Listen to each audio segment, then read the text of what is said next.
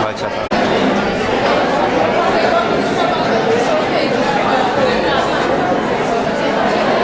Boa noite, diretores que tomem seus assentos, por gentileza. Sejam todos bem-vindos à 19ª Semana de Comunicação da FACOP. A noite de hoje é dedicada à discussão das áreas de pesquisa e extensão da FACOP. A pesquisa e a extensão são pontos fundamentais na formação acadêmica. Por isso, visando apresentar à comunidade acadêmica da FACOP tal importância, a Semana de Comunicação Social passou a contar com um dia dedicado à sua divulgação.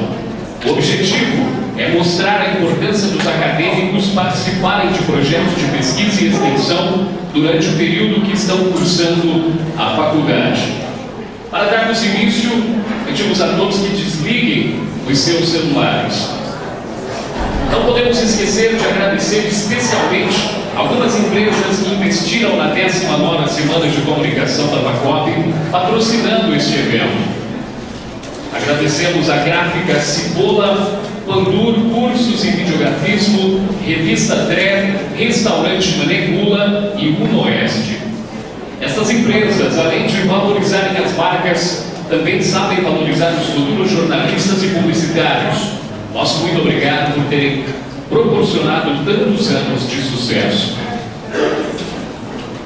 Para darmos início às atividades desta noite, vamos prosseguir com o quadro, começar aí o quadro Talentos da FACOP. Nesta quarta-feira, nós vamos convidar a aluna Taine Correia para uma apresentação de stand-up comedy.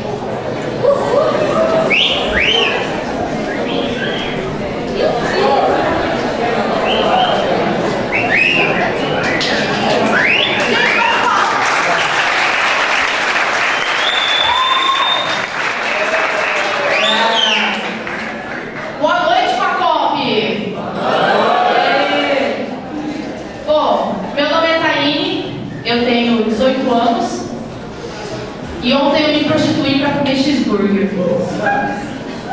Mentira. Eu tenho 19 anos. Bom, eu sou do terceiro termo de comunicação social e eu tô com um pouco de dó de quem vai me assistir assim, meio do lado, porque vai ter uma visão meio 3D do meu rosto, assim, só a napa. Porque eu pedi a Deus para ser feliz e ele entendeu para ter nariz. Acontece. E assim, ter o nariz grande me causa bastante constrangimento, sabe? Porque esses dias eu estava passando na rua e saiu um cara gritando: fui roubado, fui roubado. Aí o policial estava perto e falou assim: te roubaram o quê? O oxigênio. Fui presa. E além de ter um nariz grande, eu também tenho esse nome, Taine, né? Vocês devem estar pensando que a minha mãe foi me registrar bêbada, né? Ela foi.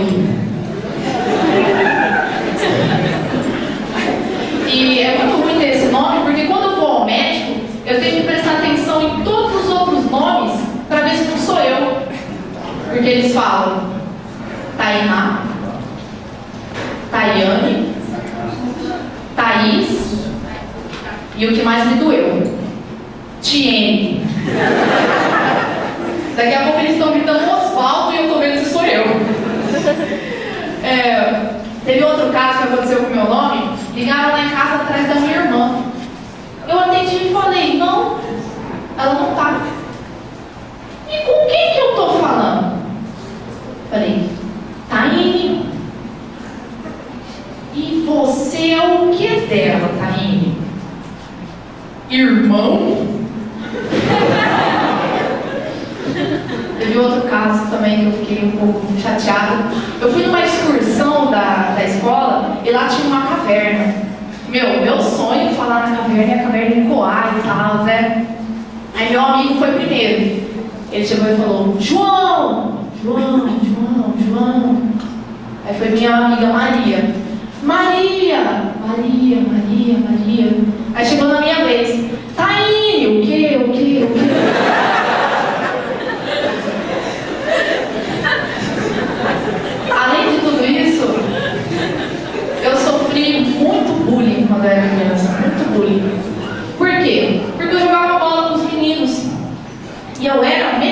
que eles. Então, toda vez que eles me escolhiam primeiro no time, tinha sempre aquele comentário: nossa, vai escolher uma menina primeiro do que eu?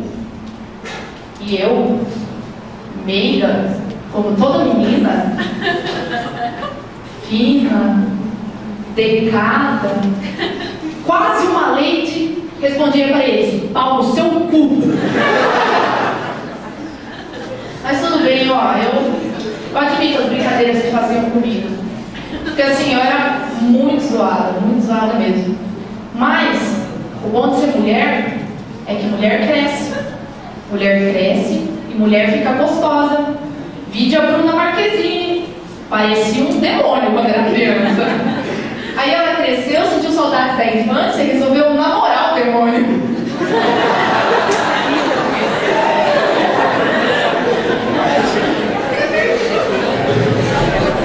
Bom, mas como eu disse, eu aceito todas as brincadeiras que fizeram comigo. Eu era muito zoada realmente. Eu tinha assim, o peito do tamanho de um ervilho. Imagina uma tábua com 2 pirocas. Era eu. Tanto que eu jogava no time do sem camisa e ninguém percebia a diferença. Gente, se gostou, aplaude.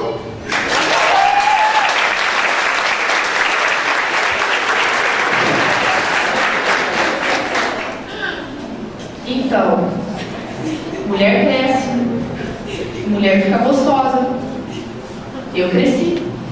E as ervilhas cresceram comigo. Nem tanto. Mas elas cresceram.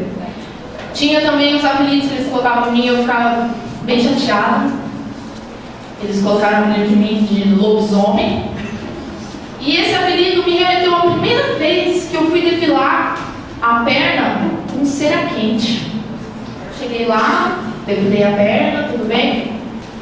Aí a depiladora olhou pra mim e falou assim: moça, posso te pedir uma coisa?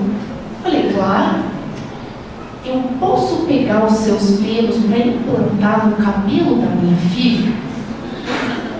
Falei, pode. A filha dela tinha cabelo bem curtinho mesmo, bem curtinho. Aí ela me implantou e a menina apareceu com o cabelo na cintura.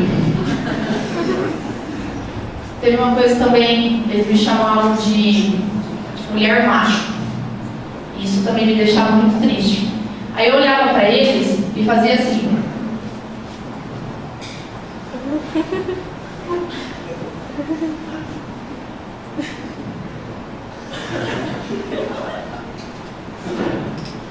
(18 centímetros).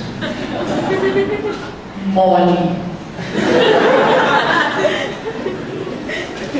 Teve bastante gente que ficou com água na boca agora, né? Eu sou mulher. E foi bem nessa época que eu perdi o bebê. O famoso primeiro beijo, meus 14 anos. E foi no cinema assistindo a Era do Gelo 3. Porcaria, né? Que decadência da pessoa. E lá no cinema, o código para você beijar outra pessoa é dar uma balinha. Tá bem? Tava eu e o menino, ele me deu uma bala, a gente se beijou, aí ele falou, a barba. Aí eu, o quê? Tá raspando. Mas você não tirou ontem? Não, Taine. Tô falando da sua. Mas, gente, me falaram que Gillette Mac 3 Turbo era tão bom. Não deu muito sério. Além de tudo isso, eu sou solteira. Mas eu sou solteira por opção dos outros. E esse negócio de sorte no jogo, azar no amor, comigo não funciona. Eu tenho azar no jogo, no amor, no trabalho, no teleoeste. E isso é muito ruim, porque quando eu acho que eu encontrei a metade da minha laranja, já tem alguém chupando ela. Vocês lembram daquela brasileira que levou a virgindade dela? Ela foi sortuda, né? Porque foi o japonês que comprou. Se fosse a minha virgindade, ela seria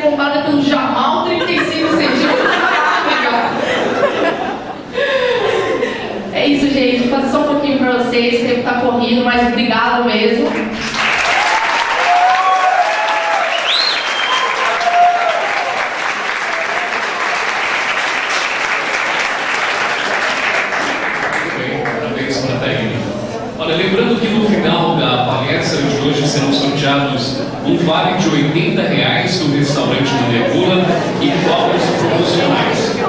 Só vão receber os prêmios aqueles que estiverem presentes. Então, por favor, não saiam antes, tá certo? Os que já foram sorteados, se forem sorteados novamente, também não receberão a premiação. Será realizado um novo sorteio. O sorteio será de acordo com o número da inscrição da planilha.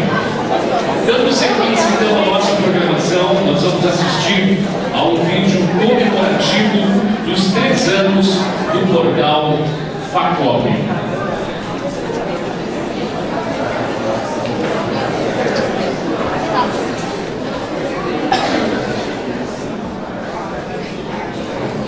Completou seus 3 anos de vida esta semana. O portal Facop nasceu no dia 9 de maio de 2011 e completou seus 3 anos de vida esta semana. Foi um trabalho de conclusão de curso desenvolvido por 5 alunos de jornalismo que deu vida ao projeto Um Sonho Concretizado.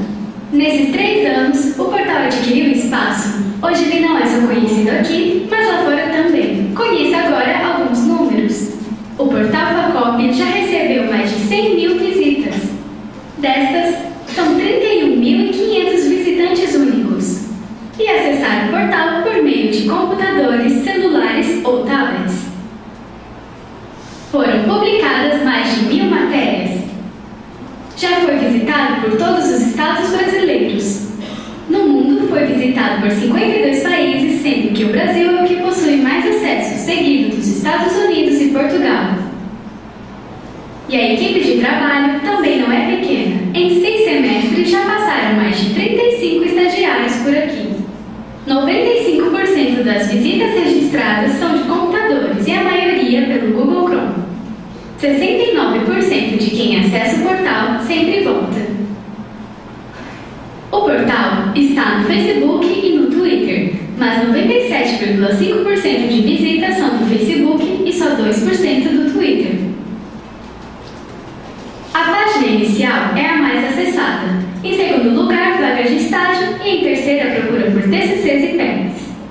O portal tem o objetivo de informar a comunidade acadêmica sobre tudo o que acontece na Facop, além de ser o local onde os alunos têm experiência com o jornalismo online. Contar histórias, descobrir talentos, dar avisos, eternizar momentos, trazer novidades, mostrar trabalhos dos alunos, ter um espaço dedicado à fotografia feita pelos internautas, o Clique Facop. Cobrir eventos como Top of Mind, Semana de Comunicação, Mostra Acadêmica e ENEP. O portal faz isso com toda a dedicação para você. Atualmente possui 6 estagiários e é coordenado pela professora Carolina Mancuso. Para ela é quase um terceiro filho. A tendência é sempre progredir e continuar com gás total. Acesse o portal Facop e faça sua época.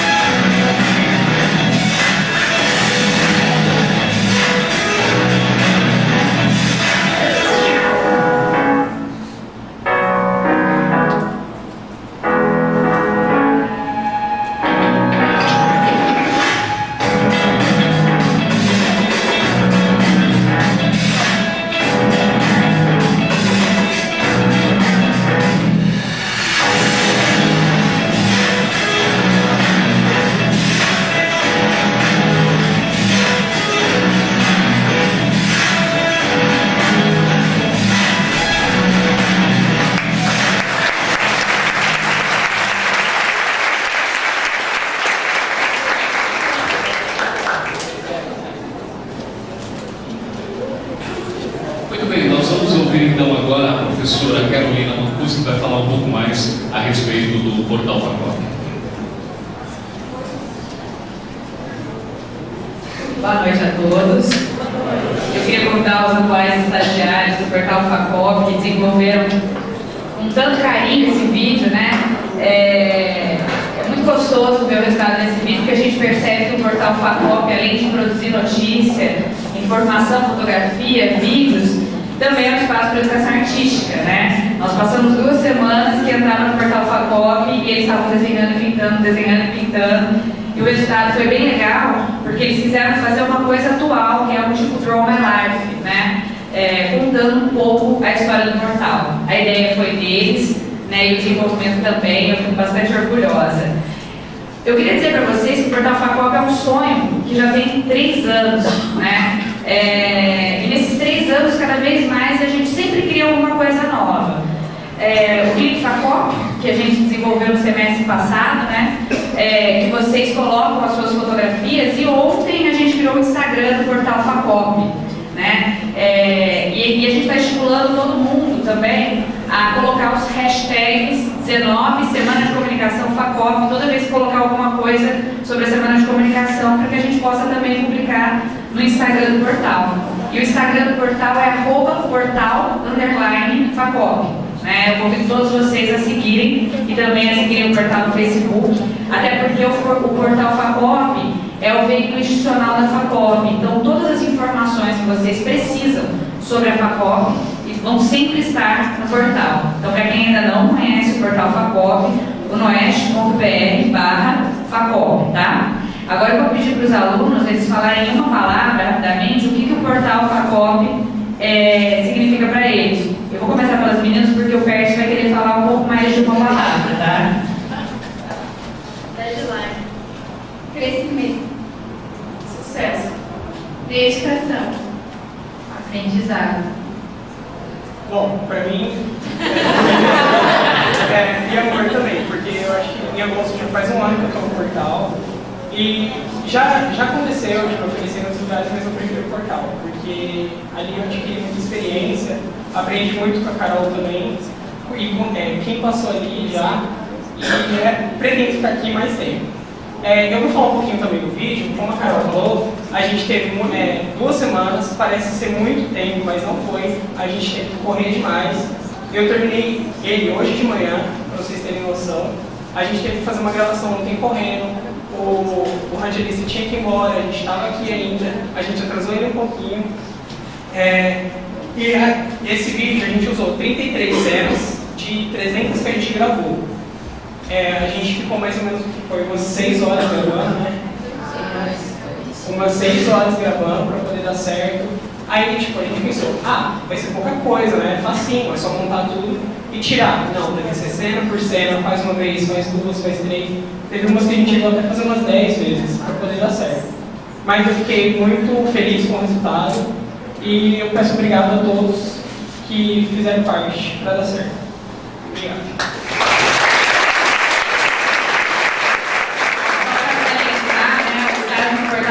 Sempre é aberto no começo de cada semestre, né? E além disso, a gente tem alguns estagiários que fazem estágio supervisionado, como as meninas que estão ali atrás, né? Que eles são os nossos correspondentes, né, no portal. A gente agradece a todos vocês pelos acessos e principalmente a vocês pelo desenvolvimento do vídeo. Obrigada.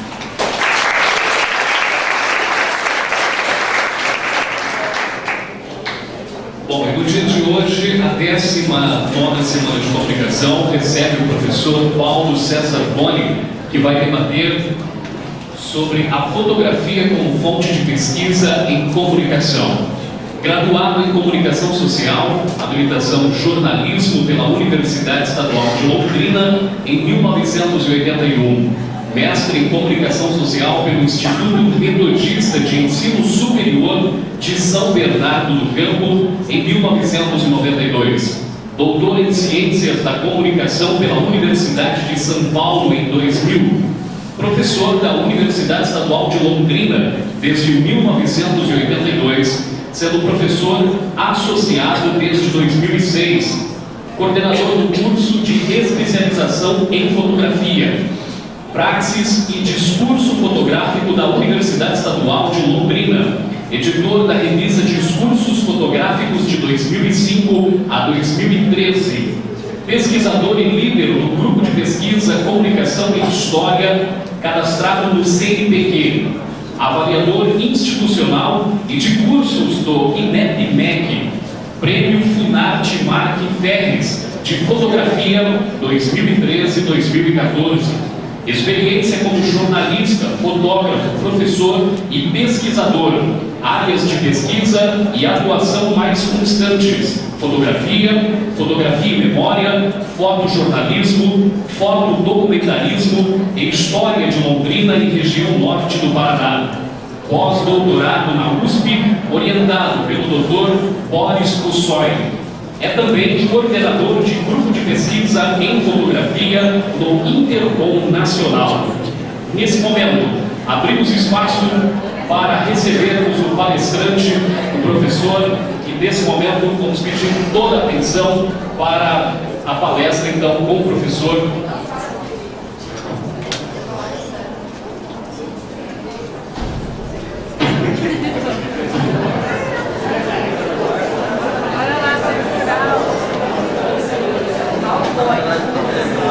Muito bem, Paulo César Boni, que vai debater nesse momento. Vamos recebê-lo.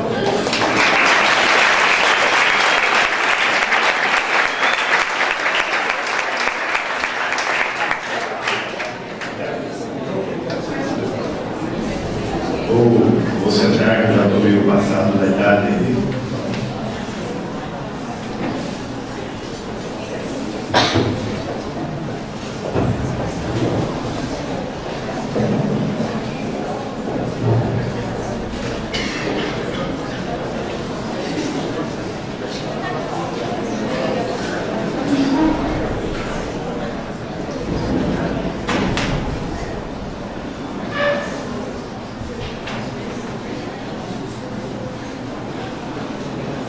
Gente, boa noite.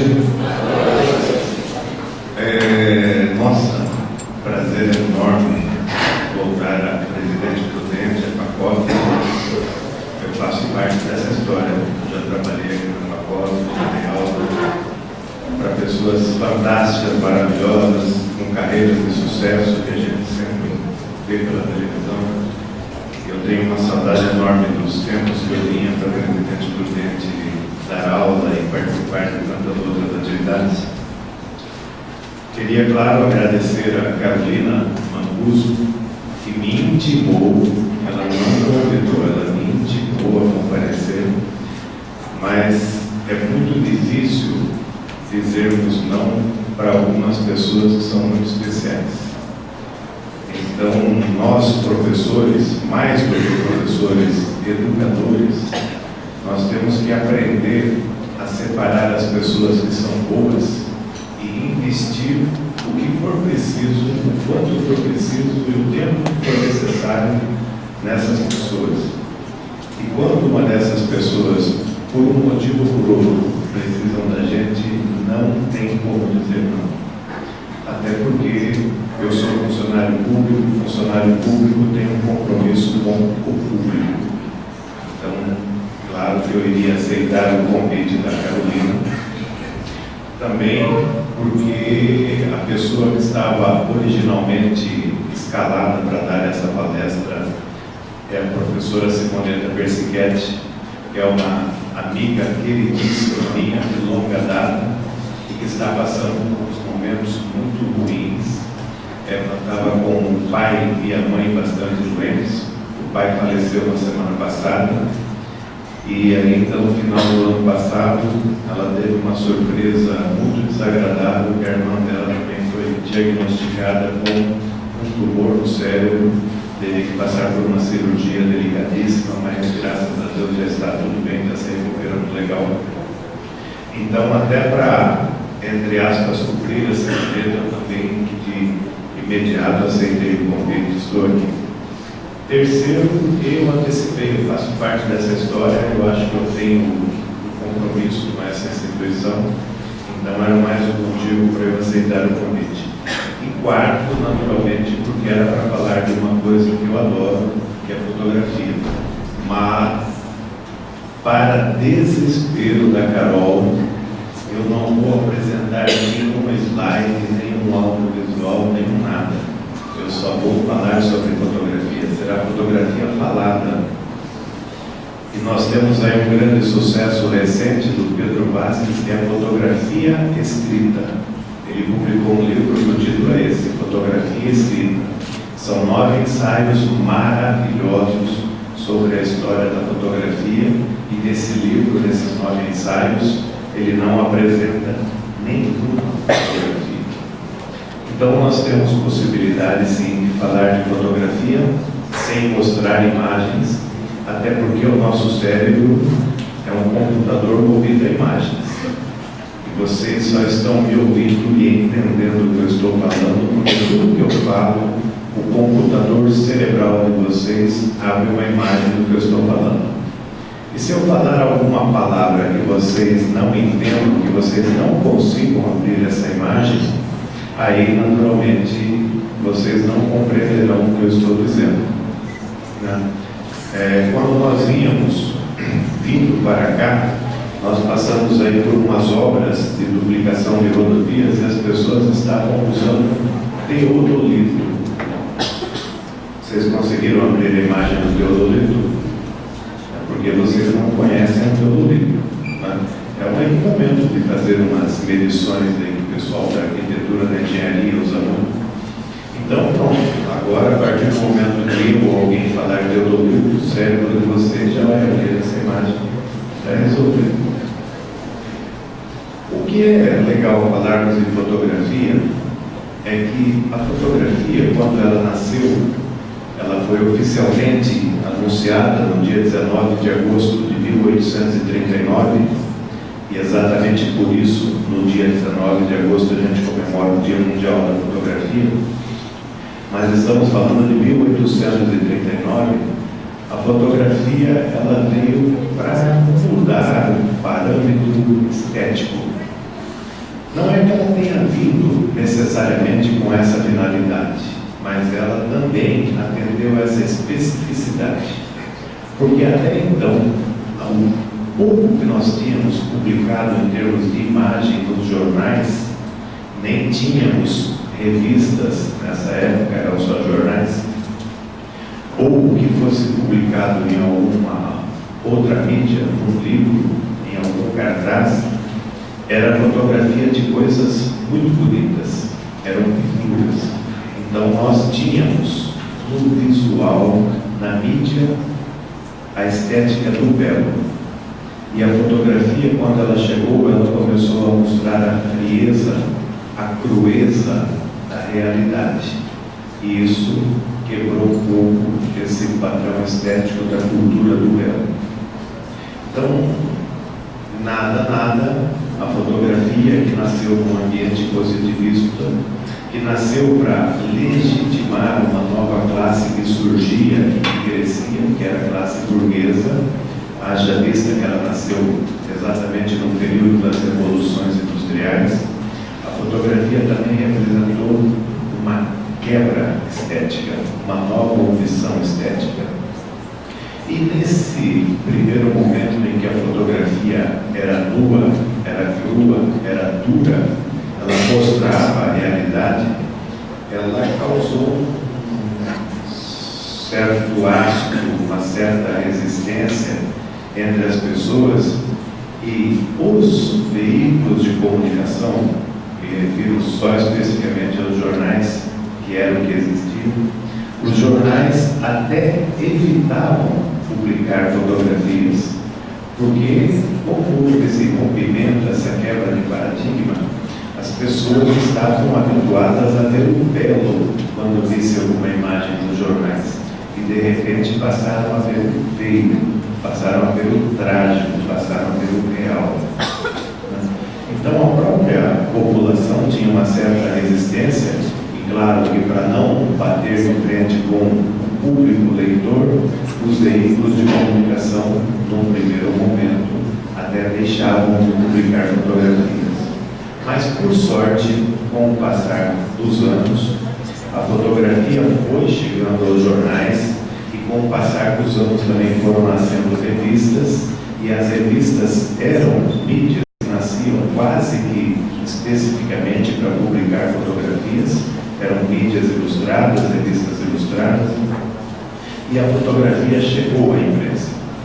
Graças a Deus chegou à imprensa, porque se não tivesse chegado à imprensa, muitas informações históricas, muitas informações antropológicas, muitas fotografias de povos, de indígenas, muitas fotografias de exotismos, muita fotografia de costumes, de tradições culturais, teriam sido perdidas. A partir do momento que ela foi para a imprensa, ficou muito mais fácil de recuperar a fotografia, porque é muito difícil você ter um jornal que existiu, sumiu, escafedeu-se, evaporou-se, desapareceu, ninguém sabe. Dos jornais e das revistas, sempre tem memória, sempre tem quem guarda, sempre tem as bibliotecas, sempre tem as próprias redações dos veículos, ou tem os colecionadores. Então é mais fácil de você recuperar a história desses veículos. Na história desses veículos, você recuperar fotografias. Independe para o que a fotografia tenha sido produzida. Não importa que tenhamos fotografia com interesses puramente econômicos ou, na gíria do jornalismo, para verdadeiros jabaculês. Não importa se, sei lá, em 1960 e alguma coisa, alguém, para ganhar dinheiro, resolveu escrever uma revista sobre o presidente Prudente e saiu vendendo os anúncios nessa revista. Então, o posto de gasolina do seu Itamar, que concordou em pagar X para o cara que estava lá fazendo a proposta, teve reportagem e fotografia publicada. Saiu fotografia do posto de combustível, saiu fotografia do dono do posto de combustível com a família, saiu. Era um puro jabaculezão na época, mas graças a Deus que existiram os jabaculês, porque se não tivessem existido muitas informações, muitas datas, muitos nomes e muitas fotografias também teriam sido perdidas. Então, é legal, foi legal, continua muito legal que as fotografias tenham esse relacionamento muito estreito, muito íntimo, muito direto com os veículos de comunicação que continuem sendo publicados. Mas nós precisamos fazer uma espécie de evolução da fotografia na imprensa. Porque quando a fotografia começou a ser publicada na imprensa, ela não era valorizada, pelo contrário, ela era desmerecida, desvalorizada.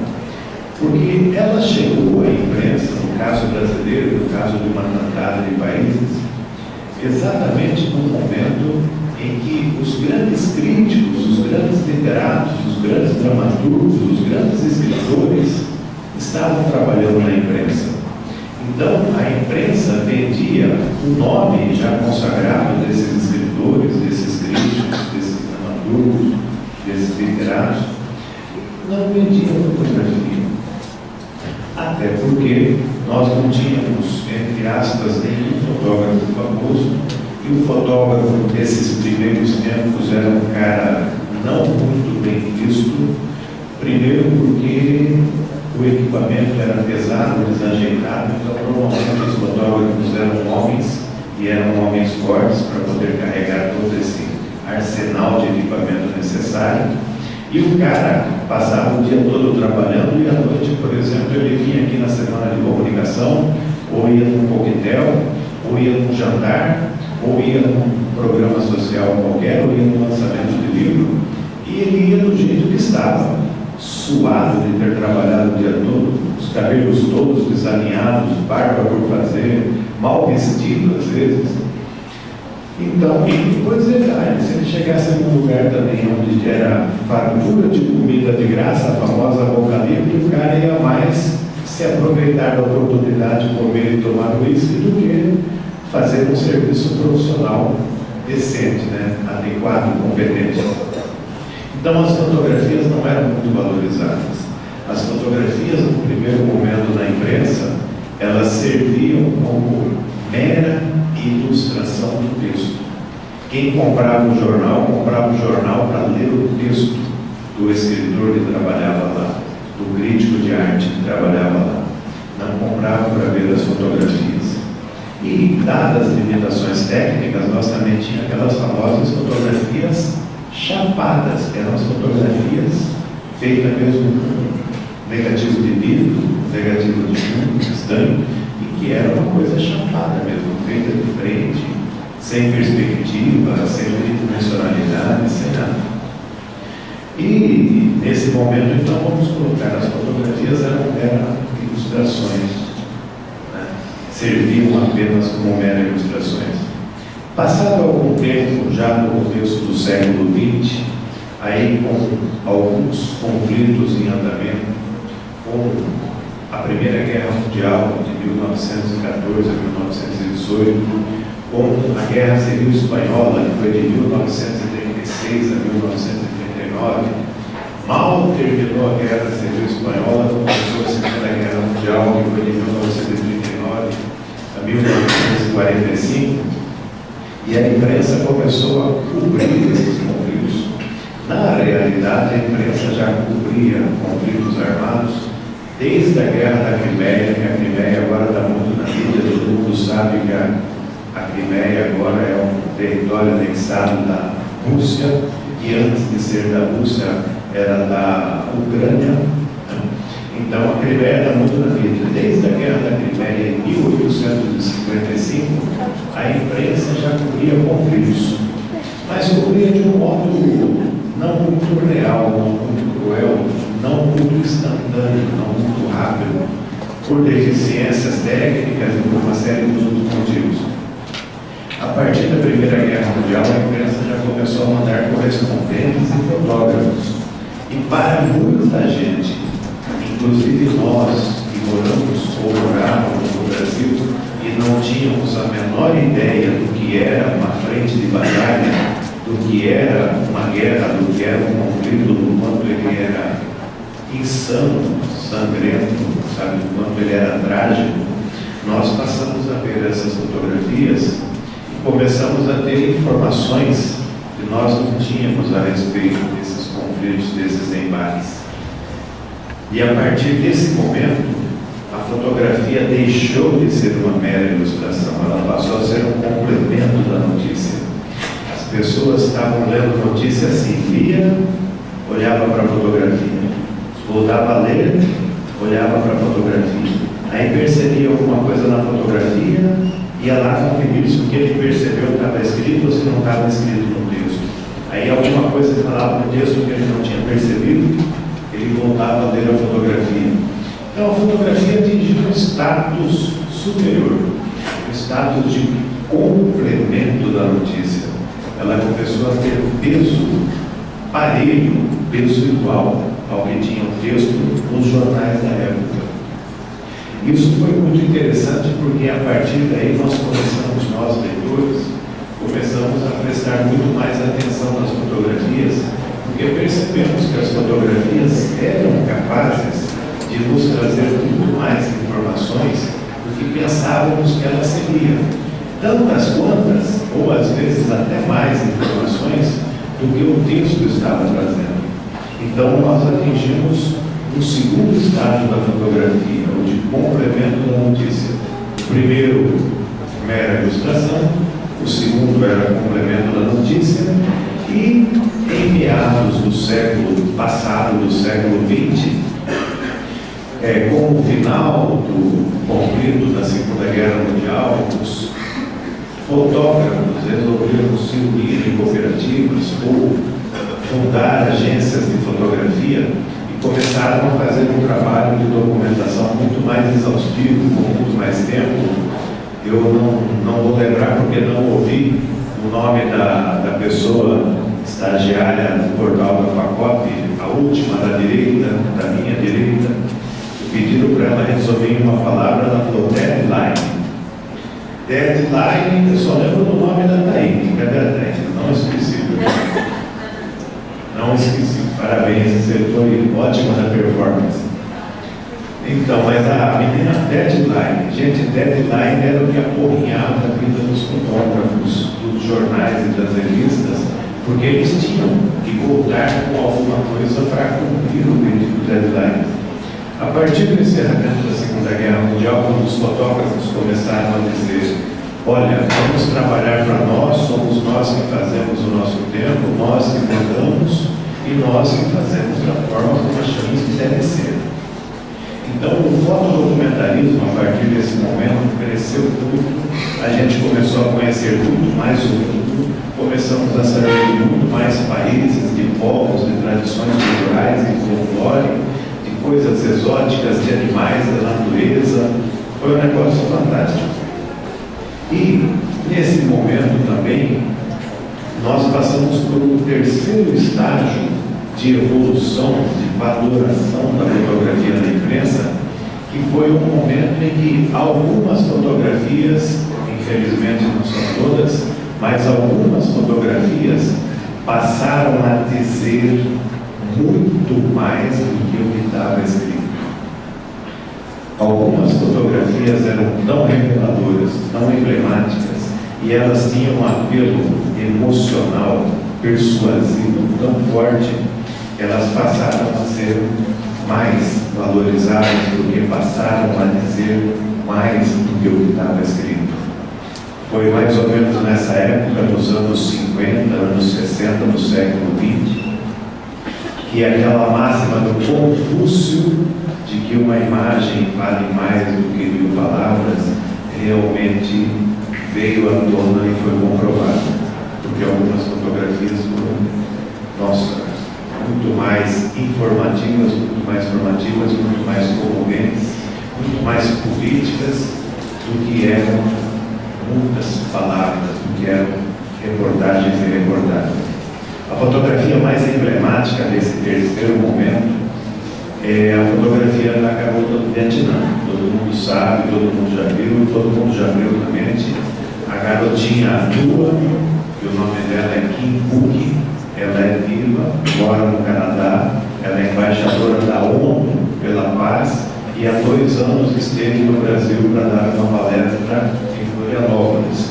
Aí o Fantástico e outras emissoras de televisão, além da Globo, aproveitaram para fazer uma entrevista com ela e tudo mais. Então essa garotinha, que na época tinha 9 anos aqui em Phuc, ela havia sido queimada por uma bomba de napalm e saiu correndo pela estrada, tirou a roupa, porque a roupa estava queimando literalmente, a pele foi literalmente queimada. Até hoje, depois de 17 cirurgias plásticas, ela ainda não conseguiu corrigir os defeitos do corpo. Ela mostra os braços são cheios de defeitos, né, tipo umas pelotas que estão lá. E quem fez essa fotografia foi o vietnamita Nick Ut.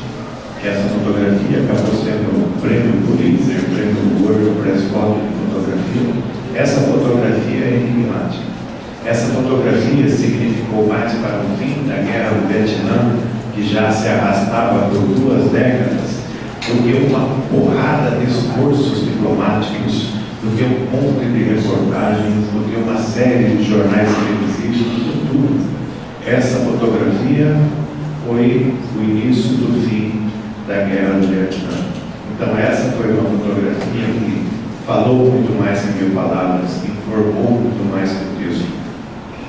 Então, nesse momento, nós estávamos atingindo o terceiro nível na valoração evolutiva da fotografia na imprensa. O primeiro foi mera ilustração, o segundo foi complemento da notícia, e esse terceiro, que nós ainda não temos um termo adequado, se vocês puderem sugerir algum for bom, nós vamos adotar, foi o momento em que a fotografia superou, ela suplantou a notícia. Então, a fotografia, a partir desse momento, passa a ser extremamente valorizada no jornalismo. O fotojornalismo passa a ser extremamente valorizado. Mas para nós, pesquisadores, nós não estávamos ainda muito felizes com tudo que a fotografia havia alcançado, porque ela tinha essa força na imprensa, essa força de comunicação, de persuasão, de emoção, de comoção, mas ela ainda era muito mal vista na academia. Não só a fotografia era muito mal vista, a história oral era muito mal vista, E os documentos, tipo jornais e revistas de época, também eram muito mal vistos. Eles não eram aceitos na academia, porque diziam que, primeiro, eles eram muito subjetivos, que traziam a opinião de alguém, como se os livros não trouxessem de alguma forma, velada ou não, a opinião de quem escreveu, a opinião de quem patrocinou a publicação, a opinião de quem tinha interesse em fazer daquilo lá um best-seller, né? Campeão de vendas. A partir da década de 80, e isso eu vou dar nome aos bois, devemos muito a duas pessoas no Brasil, dois pesquisadores, um pesquisador da USP, que é o professor Boris Tossoy, e uma pesquisadora da Universidade Federal Fluminense, que é a professora Ana Maria Mauad, graças principalmente a esses dois nomes que desenvolveram muitos trabalhos com fotografia, muitos trabalhos de história, de recuperação histórica com fotografia. A fotografia passou a ser aceita como documento na academia. Gente, isso foi uma vitória fantástica, porque nós podíamos, a partir de então, pegar uma fotografia e trabalhar em cima dessa fotografia com o mesmo status de documento, que era uma coisa que nós não tínhamos. Também na década de 80, a história oral foi aceita como metodologia. E hoje, arrisco a dizer, talvez esteja errado, que seja a metodologia mais recorrente, mais aplicada e replicada em todos os trabalhos de recuperação histórica. Tudo que estiver trabalhando com história recente se trabalha com a história oral. Eu recebi ligações na minha casa para falar sobre os 20 anos da FACOP. É uma história oral. Então, é uma metodologia recorrente. E outra coisa que passou a ser aceita pela academia é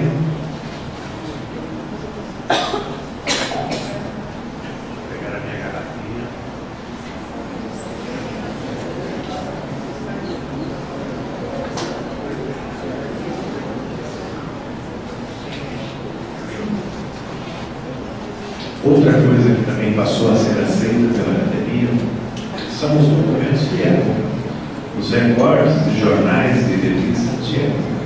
Isso é fantástico, porque os jornais, como eu já disse no início da fala, os jornais sempre têm uma história, sempre têm um arquivo, sempre têm um acervo, são sempre manipulares, consultáveis, palpáveis. Então você pode recorrer a essa fonte maravilhosa de informação, de pesquisa e tudo mais. Então nós estávamos aí, além dessa evolução da fotografia na imprensa, nós estávamos agora com a fotografia já relativamente bem aceita na academia. E com isso, nós multiplicamos por N vezes o número de trabalhos feitos com fotografia como objeto de estudo, o número de pesquisas, o número de publicações, e a fotografia foi ganhando espaço. Sem querer fazer propaganda, mas em 1997 começou a funcionar na UEL o primeiro curso de especialização, pós-graduação lá do Censo, em fotografia do Brasil. Foi o primeiro em 97, tem 18 anos. Nós estamos hoje com a 18ª turma e temos gente de Presidente Prudente lá. De 18 anos para cá, tantos outros cursos, nós temos uma média de 40 cursos de pós-graduação lá do Censo em fotografia hoje. Quer dizer, é uma multiplicação do ensino, do aprendizado de fotografia fantástica. Mas foi, por essa ocasião, no final da década de 90, começo dos anos 2000, que a fotografia deu provavelmente o seu mais importante salto nessa escada de valoração que nós estamos montando. A fotografia começou a servir, a ser descoberta, a ser aceita como fonte de pesquisa. O que significa isso? Significa que você não vai mais pegar a tua fotografia para comprovar algo que você esteja escrevendo. Significa que você vai começar a pesquisar a partir das informações que você tirou de uma ou de uma série de fotografias.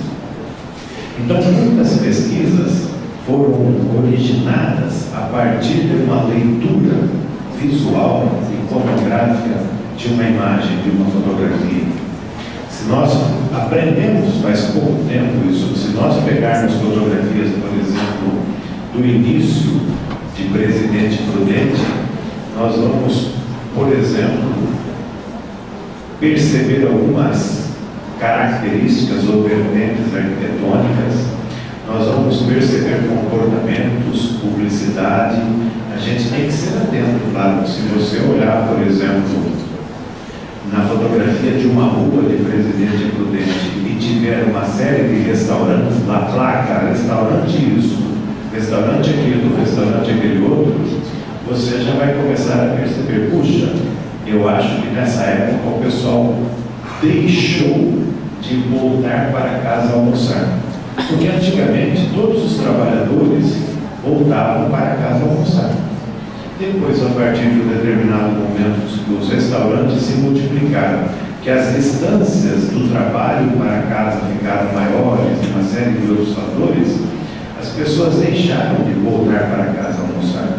Aí você pode começar a desenvolver uma pesquisa a partir disso.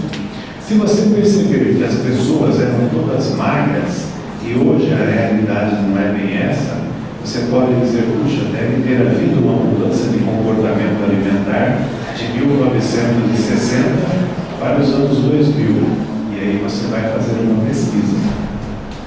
Nós, quando estávamos pesquisando uma cidade do norte do Paraná, Arapongas, nós começamos a perceber que todas as fotografias de famílias que nós tínhamos acesso, havia um cachorro pousando junto com a família. E a fotografia naquele tempo era de família, porque era um processo relativamente caro, vamos pensar assim. Então, quando eles iam fazer uma fotografia, eles iam fazer uma fotografia da família toda. E aí já mandava fazer uma dúzia de cópias e distribuía para os parentes e coisa e tal. Mas nessa fotografia estava toda a família. E além da família tinha um cachorro. Aí nós começamos a pesquisar por que toda a família tinha cachorro. E, claro, agora que nós sabemos a resposta, parece óbvio, mas era uma coisa que nos intrigava. Eles tinham cachorro, porque como estavam ainda desmatando a região, havia muitas cobras, muito cachorro do mato, muito cateiro e coisa e tal, e o cachorro era uma defesa, era uma segurança, era uma proteção. Então as famílias tinham 2, 3, 4 cachorros, mais no sentido de proteção do que SOS, vida animal, adote um cão, se apaixone por um cão. Não era exatamente isso que aconteceu na época, né? Defesa. Então a fotografia, ela passou a ser percebida como fonte de pesquisa. E muitas coisas de moda, de indumentária, de gastronomia, de publicidade, de veículos, de calçamento de vias, de arquitetura, de pinturas, podem ser observadas de comunicação, podem ser observadas a partir de fotografia. E a partir dessas observações que você faz, aí sim você começa a desenvolver uma pesquisa. Também há 10 anos ou mais, nós criamos em Londrina o grupo de pesquisa, comunicação e história.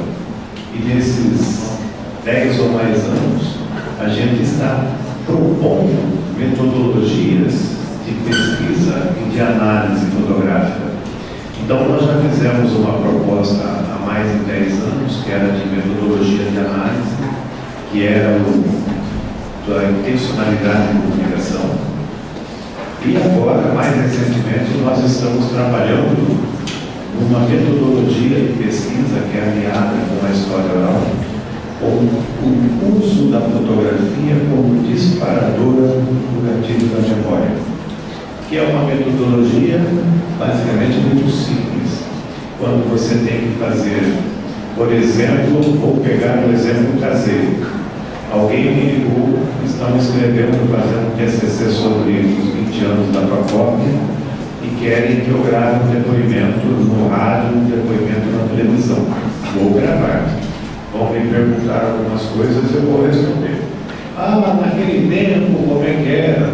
Ah, naquele tempo era legal, a gente vinha, dava aula, depois nós almoçávamos ali numa lanchonete que havia, deve continuar aí, ainda não sei. Aí ficávamos um pouco aí, os alunos de uma tarde para fazer orientação, depois íamos embora. Pronto, encerrei a minha fala.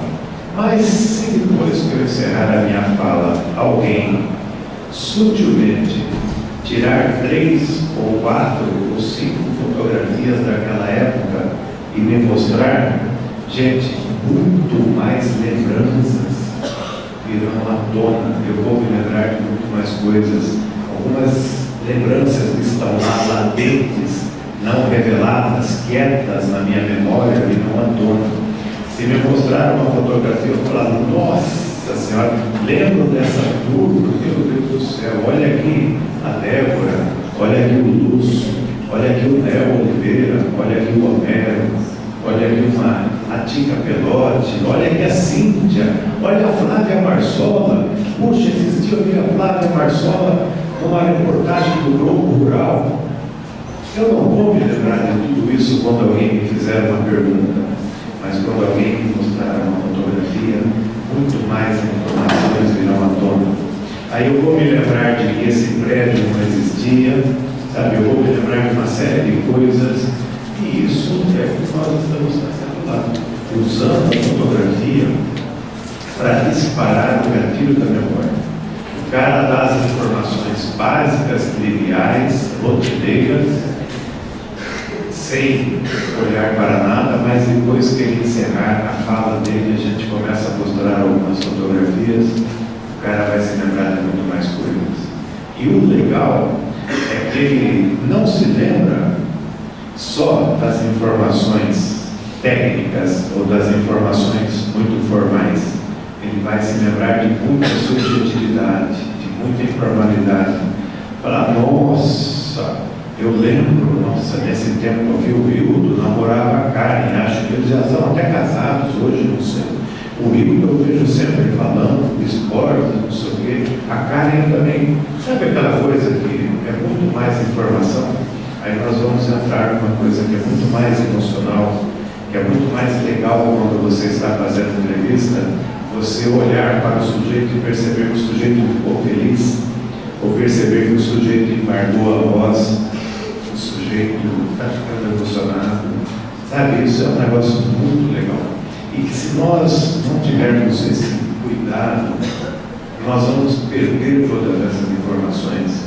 Então, com certeza, muitas informações da FACOP, muitas informações da UNOEST, muitas informações de Presidente Prudente, muitas informações do Oeste Paulista vão se perder porque os agentes criadores, vivenciadores, transformadores da história estão morrendo.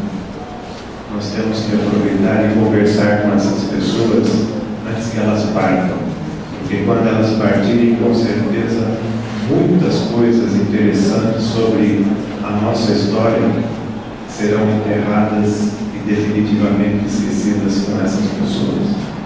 Então, essa é a metodologia que nós estamos trabalhando. Bom, eu não marquei, Carol, você falou que eu tinha 40 minutos. Quanto tempo deu?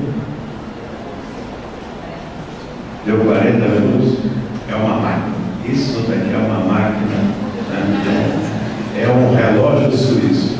Bom, gente, eu quero fazer o seguinte, até por toda essa besteirada que leram aí, né, que está lá, esse é o meu currículo lá, até por uma série de felizes oportunidades que eu tive na vida de conhecer muita gente da área da fotografia, de entrevistar muitas pessoas e ter me tornado amigo de muitas pessoas e por estar trabalhando há tanto tempo com fotografia.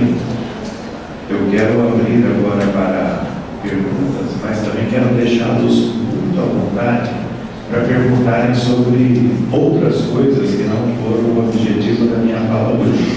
Tá? Então, podem ficar à vontade. Como é que funciona aqui? Passo o microfone para vocês. Tem uma, então pronto. Por favor, fiquem à vontade.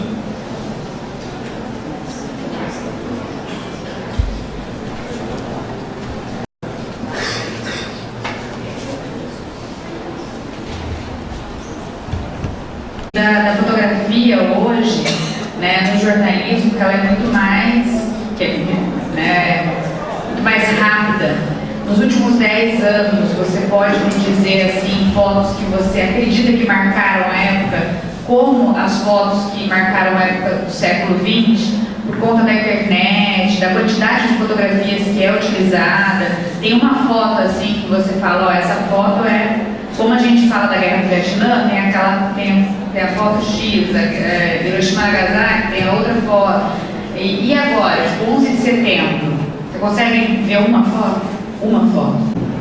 Nós não temos mais aquelas fotografias sabe aquelas fotografias que marcam, que pregnam, que invadem, e você não consegue mais esquecer? Acho que as últimas foram o 11 de setembro.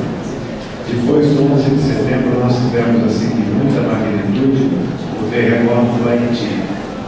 Mas aí entra uma série de circunstâncias, porque o Haiti, parece que a gente não liga muito para o Haiti. O Haiti é o país mais pobre das Américas. Sabe aquela coisa que parece que a gente não dá importância? Então, não ficaram, infelizmente as fotos do Haiti não ficaram.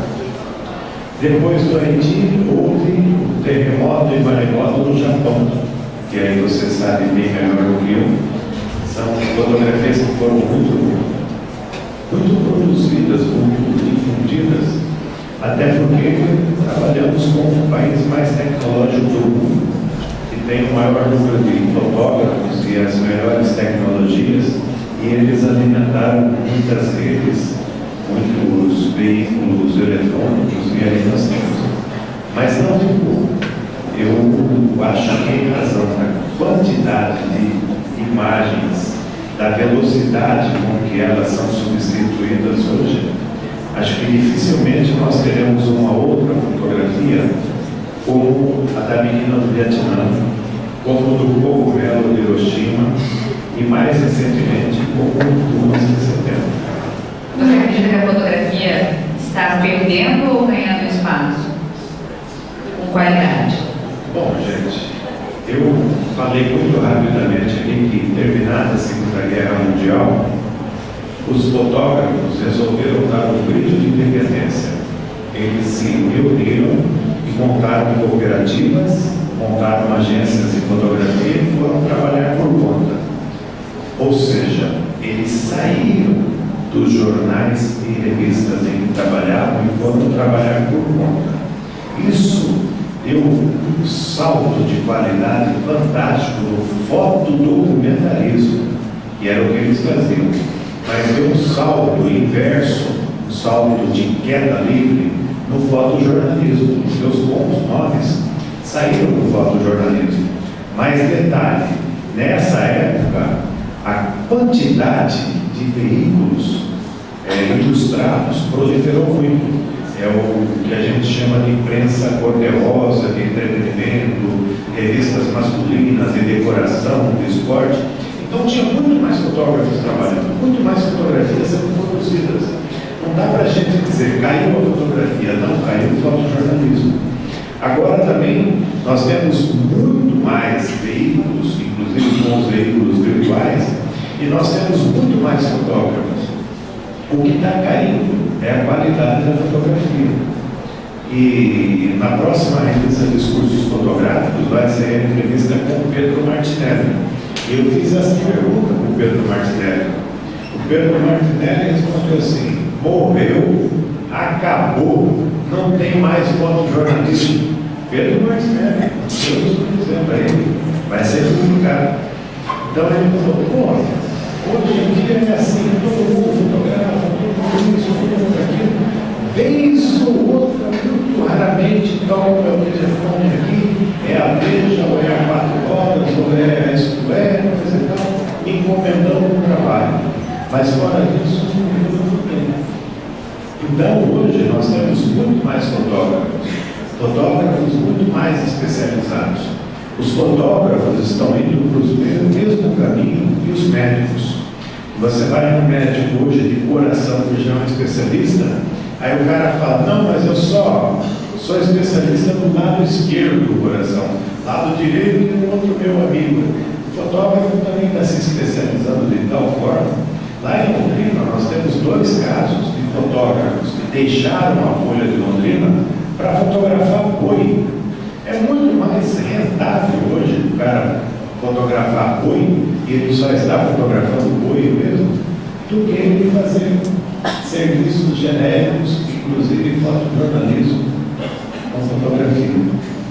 É interessante que amanhã a gente vai receber um fotojornalista, que é o Fernando Donassi, né, que é de agência de notícias, justamente para saber dele como que é essa questão dessa produção, né, incessante de fotografia, concorrência também do próprio fotojornalista com o público em geral, que aqui todo mundo fotografa, né, até eu, que não sou boa nisso, mas então é bem interessante.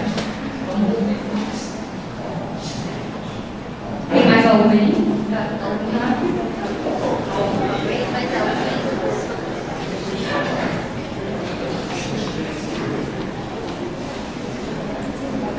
Boa noite. Boa noite. Fala o seu nome. Reinaldo. Reinaldo. Ô Paulo, tem uma pergunta. Com o avanço da tecnologia, as câmeras digitais estão melhores do que no passado. Só que hoje em dia você tira foto de qualquer coisa e acaba deixando a fotografia meio dispensável. Antigamente você fotografava e já jogava no quadro. Como você acha que essa mudança prejudica o fotojornalismo e os fotógrafos atuais? Reinaldo, essa pergunta é tão boa que eu não sei responder. Mas tem razão da pergunta ser boa. Você acabou de ganhar um livro, como dizem os portugueses, espetacular, que nem foi lançado ainda, vai ser lançado no dia 5 de junho, mas eu vou te dar um exemplar por conta dessa boa pergunta. Gente, isso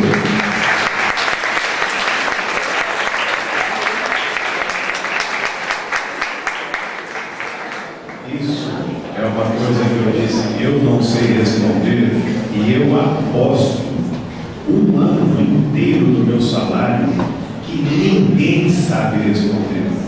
E quem responder vai estar especulando, vai estar supondo, vai estar imaginando, vai estar arriscando. Ninguém sabe responder com certeza.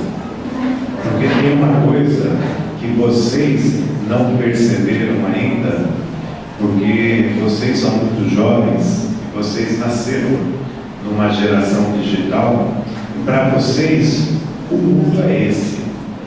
Mas para quem tem um pouco mais de idade, nós estamos percebendo que o mundo está sendo transformado de forma drástica, numa velocidade muito rápida. Então nós não sabemos o que poderá acontecer em curto espaço de tempo. Nós teremos que esperar para ver o que o tempo nos reserva. Podemos ter surpresas negativas, podemos ter surpresas positivas. Eu tenho 55 anos de idade, então eu passei por algumas fases. Quando eu era jovem, nós tínhamos alguns valores morais, valores éticos, valores religiosos, valores hierárquicos em termos de família, que hoje já não são mais a mesma coisa. Mas ainda está muito cedo para nós analisarmos e avaliarmos se a família mudou para melhor ou se mudou para pior. Se o nosso comportamento, nosso compromisso religioso, nosso credo mudou para melhor ou mudou para pior. Está muito cedo. Nós vamos ter que esperar um pouco.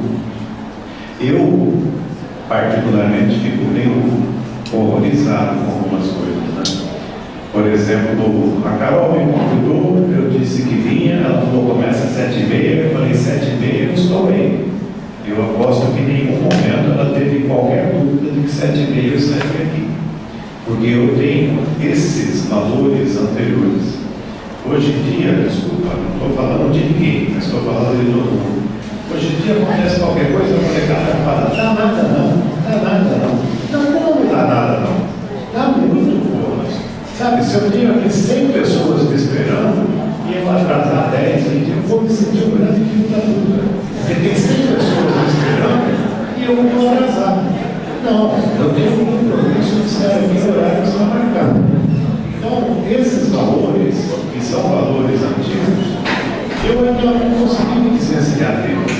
E acho que nunca irei conseguir.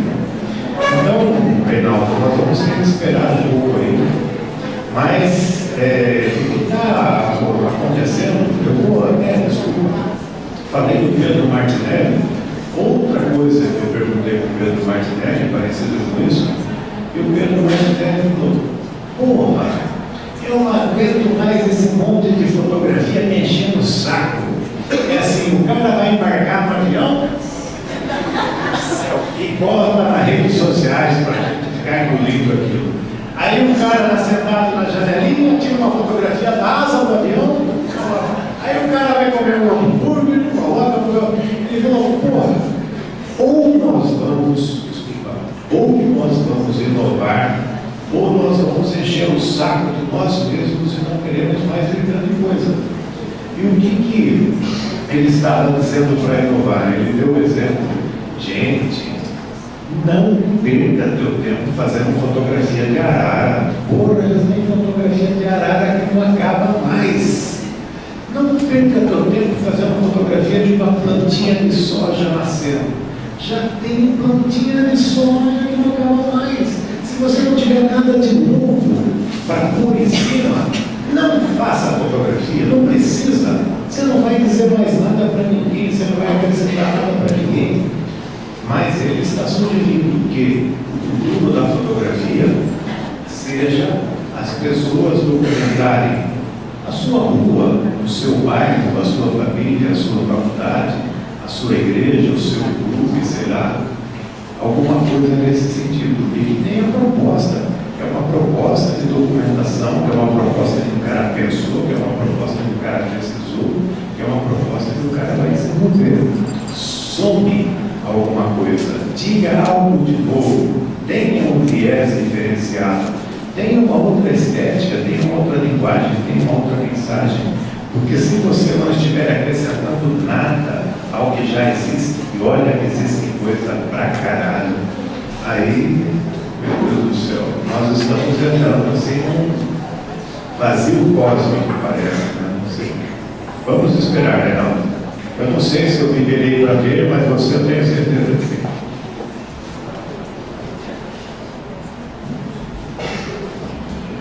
Boa noite, professor. Boa noite. Eu sou o Gustavo, do 6º termo de jornalismo. Você fez um contexto histórico no começo da palestra e agora está falando de fotos, de todo mundo tira foto em qualquer lugar. E a gente viu até no José Hamilton, que é um jornalista que pisou numa mina e acabou, né, perdendo até a perna, né, fazendo fotos na guerra. E você acha que existe algum tipo de limite para a fotografia? E qual que é a sua visão sobre paparazzi, que tira foto de tudo, espera o flash, um momento ideal para tirar uma foto? Honestamente, eu não sei se eu tenho dó ou se eu tenho raiva desses caras. Porque se tem uma coisa que eu prezo, e prezo muito, é a minha privacidade, a minha individualidade. Eu fico muito puto da cara, pena que a gente não possa, nem sabe quem é, mas eu fico muito puto da cara quando alguém diz alguma coisa a meu respeito. Porque, claro, se for alguma coisa desafonadora, né? Porque, cara, sabe o que é você trabalhar uma vida? O que é você cumprir as suas obrigações? O que é você pagar as suas contas, cumprir os prazos, nunca atrasar nada, nunca... De repente alguém pode ter a liberdade de, sabe, falar mal, inventar coisas, etc, coisas assim. Os paparazzi. Bom, a origem do termo é o famoso mosquito paparazzo, né? Itália, tem um mosquitinho lá que eles chamam de paparazzo, que o mosquitinho enche o saco, mas enche o saco, mas enche o saco, que é um negócio maluco. Então, quando os fotógrafos começaram a marcar pressão, ficar em cima e, sei lá, correr atrás das celebridades, etc., eles começaram a chamá-los de paparazzi. Paparazzo é o singular no italiano, paparazzi é o plural. Né? Então, são os fotógrafos caçadores de imagens. Eu tenho dó. Assim, mais do que raiva, eu tenho dó.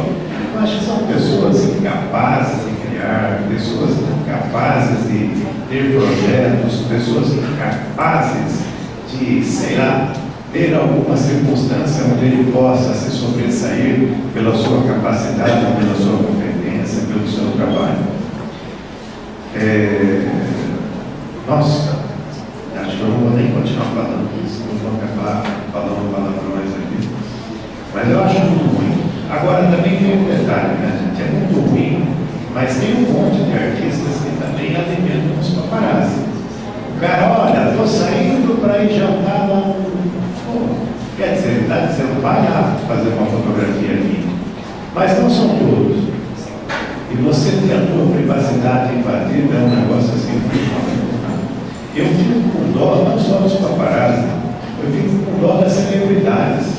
Às vezes a celebridade quer ir jantar no restaurante, sabe que vai ficar aquele monte de gente cumprimentando, sorrindo, pedindo para tirar fotografia. Gente, desculpa, eu acho que essa geração gosta disso, mas eu odeio isso.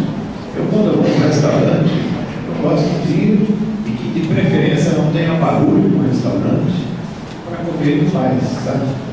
Então, acho que os invasores, os invadidos, dividem essa parcela de culpa, mas eu, particularmente, não gosto nem um pouco. Obrigado, Gustavo. Professor, boa noite. Jonathan, do Aterro de Jornalismo. Eu queria saber qual a sua visão dentro da fotografia na questão de manipulação de imagens. Se você acha isso uma vertente correta ou não, e a que limites que a manipulação de imagens pode interferir dentro da fotografia. Legal. Entendi a pergunta, mas eu não entendi o teu nome. Você disse? Jonathan. Deixa eu anotar.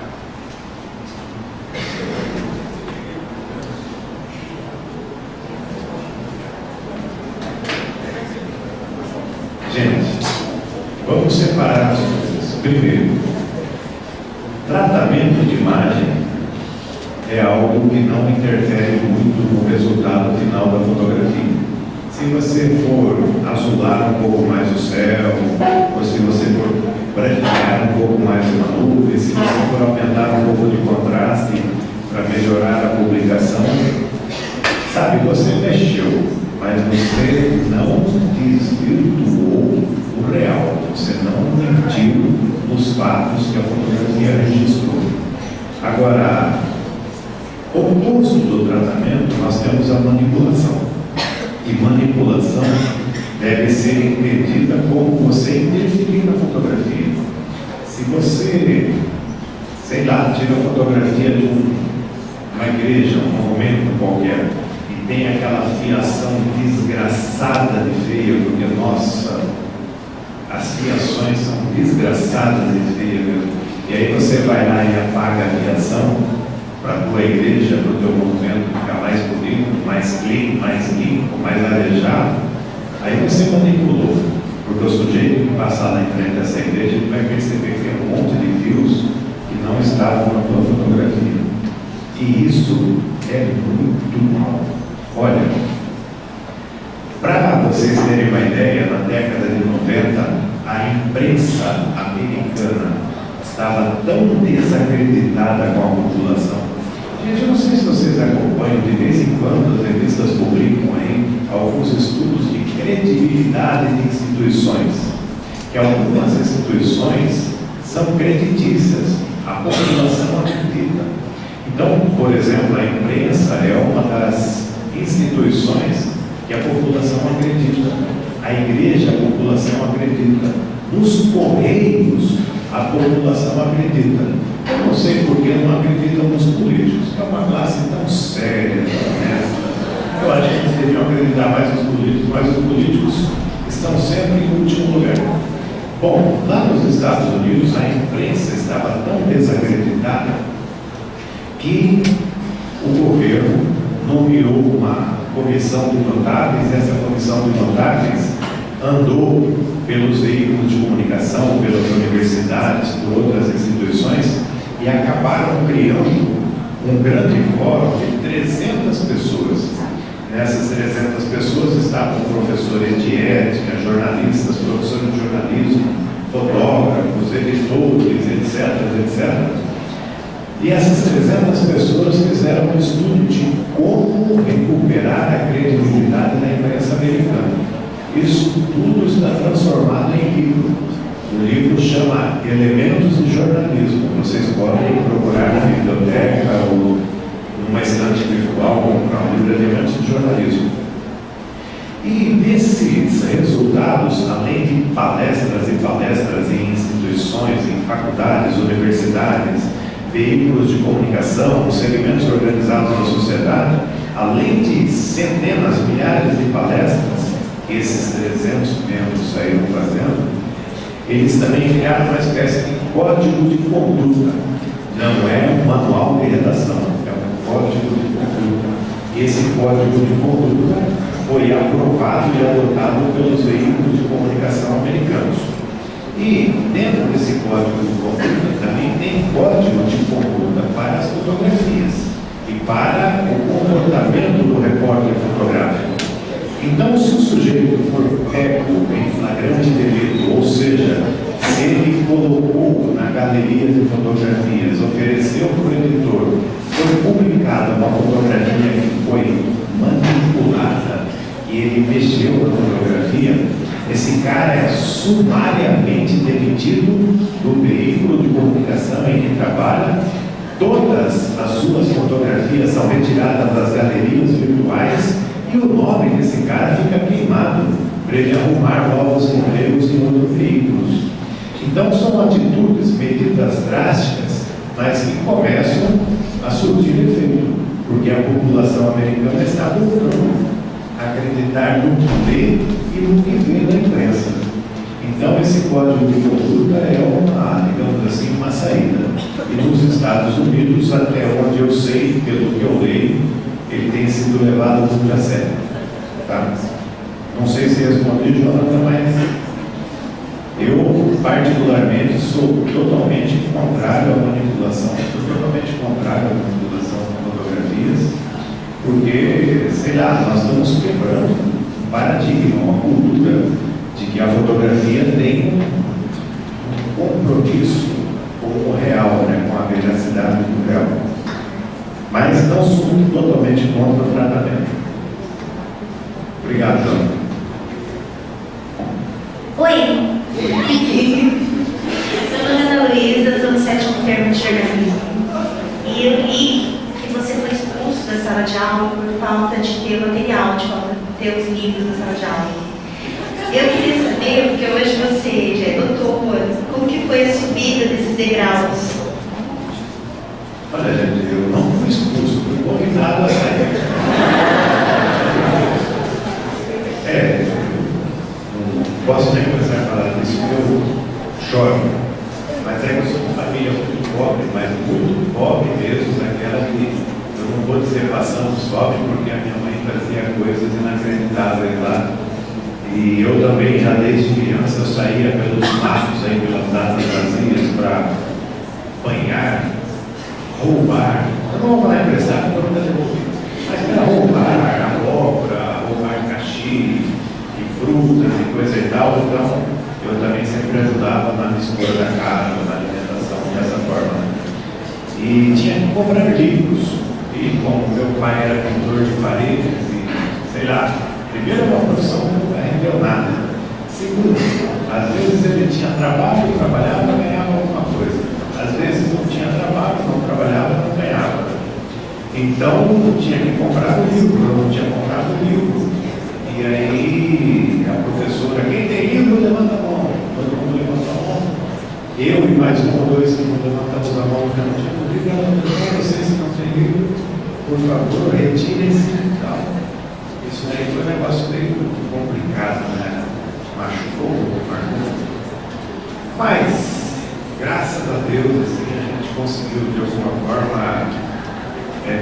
melhorar um pouco o padrão de vida, trabalhamos, sei lá, conseguimos um emprego legal.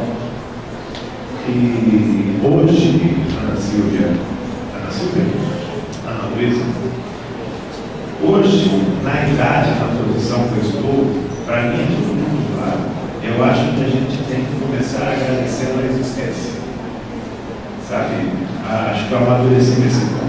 Na vinda para cá, eu e o Walter, que foi o motorista que foi me buscar, nós fomos presenteados. Eu me chamei a atenção dele, puxa vida, nos prêmios. Nós, um pôr do sol maravilhoso. O sol acabou de se pôr, nasceu uma lua, sai fora. Saiam aí temporada, mas nasceu uma lua, sabe? Deve ser o penúltimo, último dia do mundo crescente, ela está maravilhosa. Então, puxa vida, a gente tem que começar a agradecer a existência, essas pequenas coisas e tudo mais. Né? Agradeço demais Londrina, que é uma cidade pela qual eu sou desgraçadamente apaixonado, e Londrina me acolheu. Eu nem sou de lá, eu sou de Cambé, né? Então fui para Londrina me acolheu. E agradeço, nossa, demais, intensamente a Universidade Estadual de Londrina, que foi a responsável pela minha trajetória. E eu nunca me esqueço disso. Eu provavelmente seja o maior doador de livros na Biblioteca de Londrina, porque eu acho que a UEL me deu licença para fazer mestrado remunerada, me deu licença para fazer doutorado remunerada. Eu consegui me transformar numa pessoa melhor, então eu agradeço muito isso à universidade. E tenho dito já de alguns anos para cá que eu não sou mais professor, já não é mais a minha maior preocupação. A minha principal preocupação agora é formar pessoas.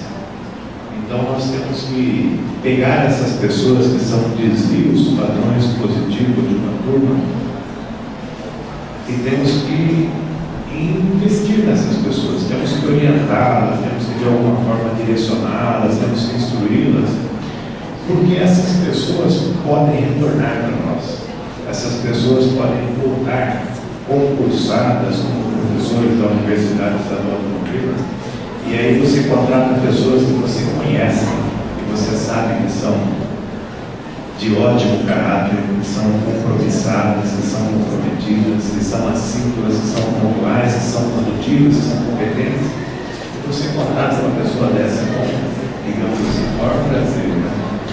Porque nós estamos contratando algumas pessoas que se inscreveram pela internet, tinham um currículo mandado pela internet, você não conhece, aí você contrata a pessoa e, nossa, daí uns dias a pessoa já não aparece para trabalhar. Puta que pariu, agora o cara tem um emprego estável para o resto da vida e o cara não trabalha. Então, desde que eu estou assim envelhecendo e sabendo que ano mais ano eu vou me aposentar, eu estou investindo muito nessa situação aqui. Não sei se eu posso dizer preparar, talvez seja muita interpretação minha, mas eu estou tentando formar pessoas. Que as pessoas tenham, além de serem boas profissionais, sejam boas pessoas. Porque nós estamos precisando muito disso, boas pessoas.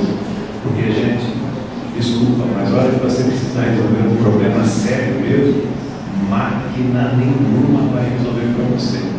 Quem vai te ajudar, quem vai te auxiliar, quem vai te, de alguma forma, ajudar a resolver o problema são pessoas. E nós estamos com uma carência de pessoas.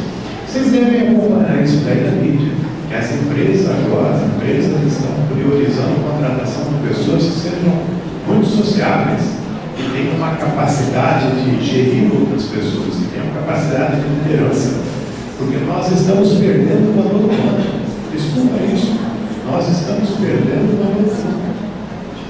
É uma coisa muito maluca, mas é uma historinha que a professora Simoneta contou isso uma vez, e eu não me esqueci.